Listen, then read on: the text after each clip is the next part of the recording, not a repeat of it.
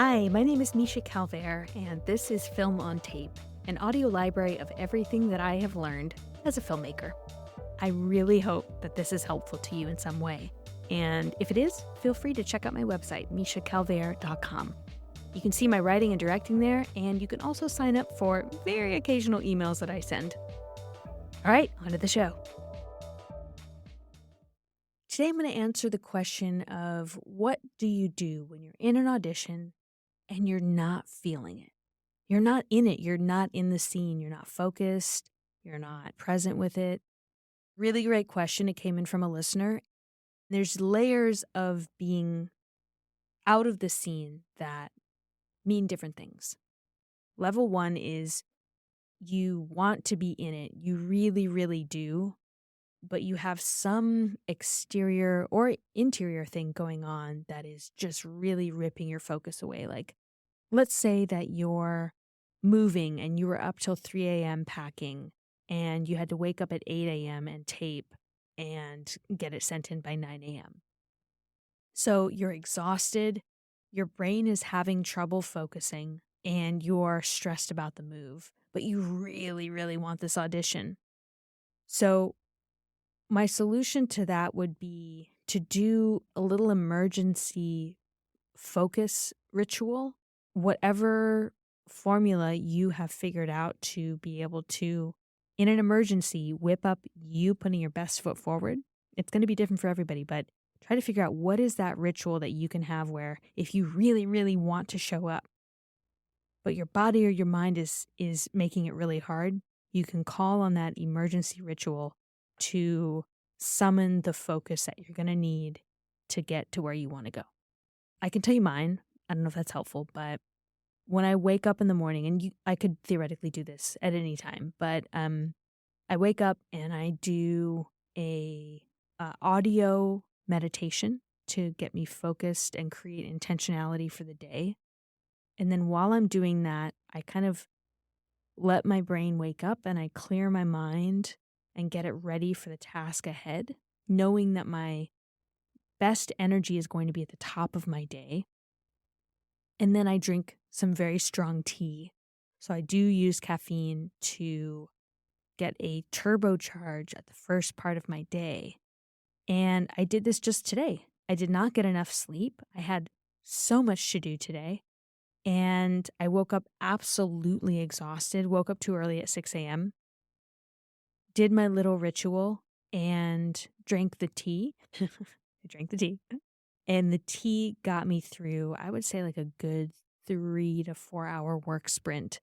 When I woke up, I would have told you that I was going to be a bump on a log all day and just useless and brain dead and just not able to function. But because of that ritual and the habit that I have formed around that ritual, my body it actually kicks into gear and it's not stressed about it. It's like, no, we're gearing up to do something. We're going to do the hardest thing of the day first. And it's just what's going to happen. And it's very relaxed about it. And then I really was able to get into a flow state with that writing. I know it's not an audition, but it's also accessing a flow state. And writing is not easy, right? I had to really focus and dip into, because I'm on a writing deadline, so I had to really go in deep on what I was writing about. So it's very similar to acting. This is clearing out distractions.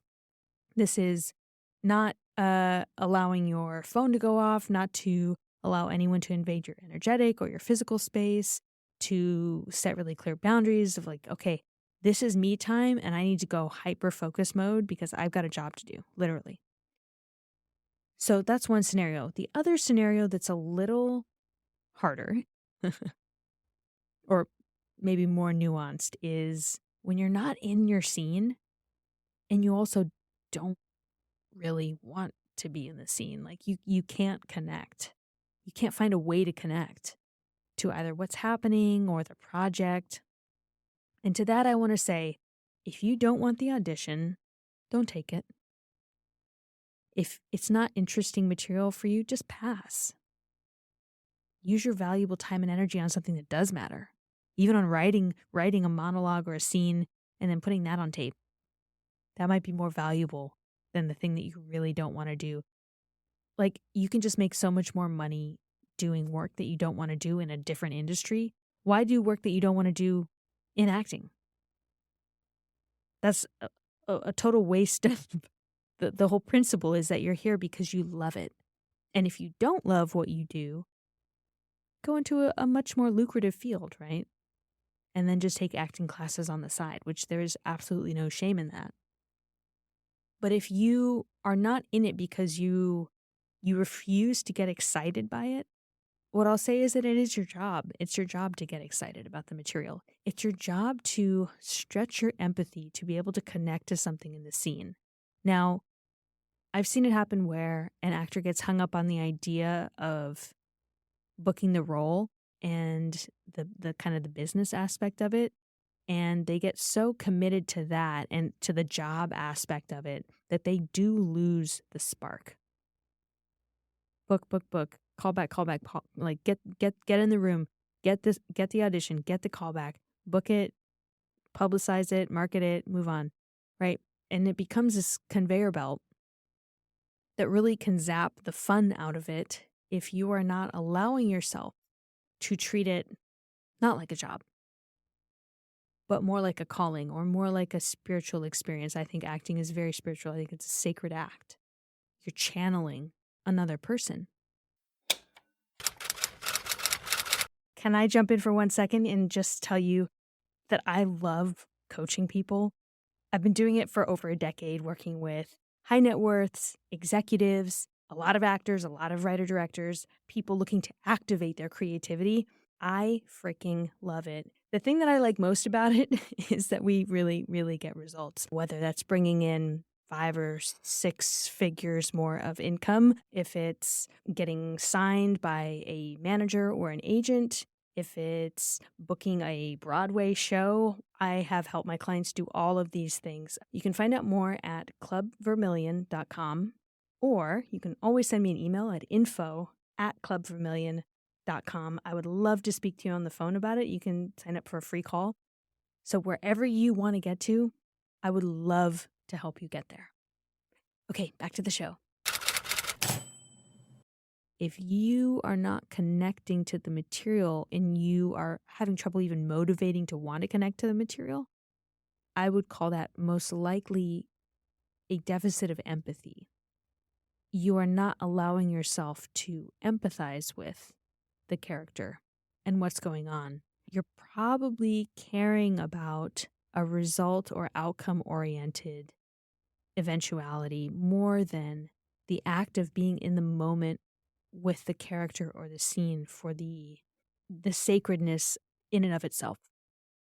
If you're feeling this pressure to connect to the scene, but there feels like some sort of block of wood in the way, it could be that you are putting too much emphasis on the need to land it and the need to execute the scene perfectly. If you remove the perfectionism and you say, actually, my job here is to connect. My job is to connect to the given circumstances, to really fight for something, to really get what I want, to find myself in this character.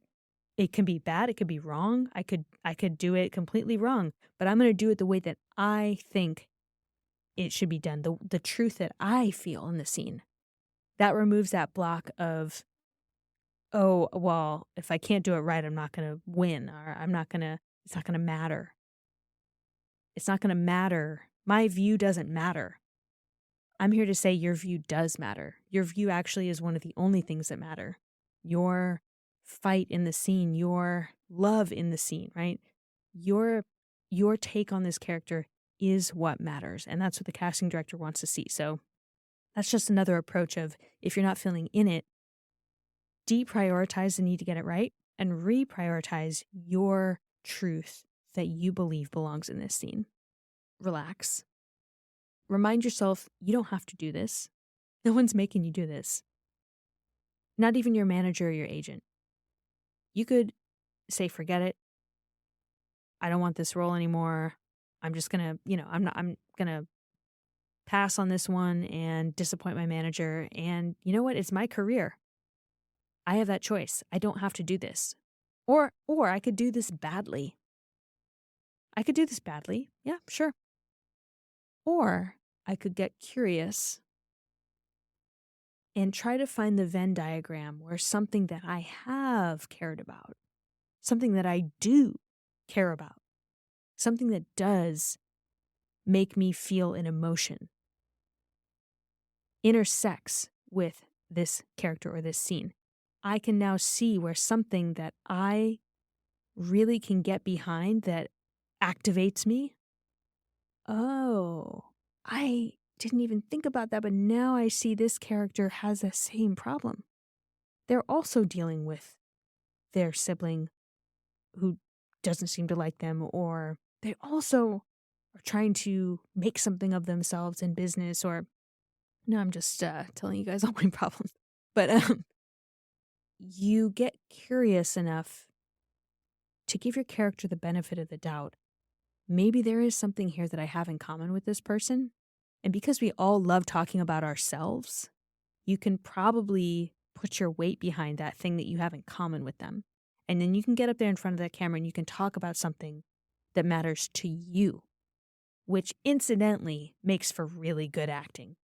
It's called substitution. And if you can get up there and you can personalize it and you can talk about the scene, you can talk to your scene partner, your reader, in a way that it's personal to you and you are now invested, you, the actor, are now invested in what's going on in the scene. That's probably going to be a damn good scene. Oh, look at that. 10 minutes ago, you didn't care. You didn't even want to do it. But now, suddenly it's personal and you have something to lose. Something is on the line for you. Not, oh, will I get the audition or not? But no, I need to make it in business. And I'm here to make sure that that happens in this scene, right? For example. That is an exciting audition and one that I would want to watch, where you are actually fighting for something in the moment.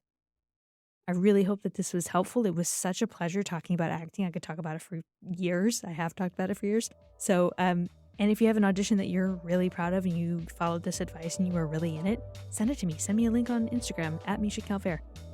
Thank you so much for listening to Film on Tape. I really hope that it was helpful to you in some way. And if so, please feel free to leave a 5-star review so that other people know this is a good podcast. If you want to check out my work as a writer-director, you can see it at www.mishacalvert.com or drop me a DM. The best way to get a hold of me is on Instagram at Misha Calvert. See you next time.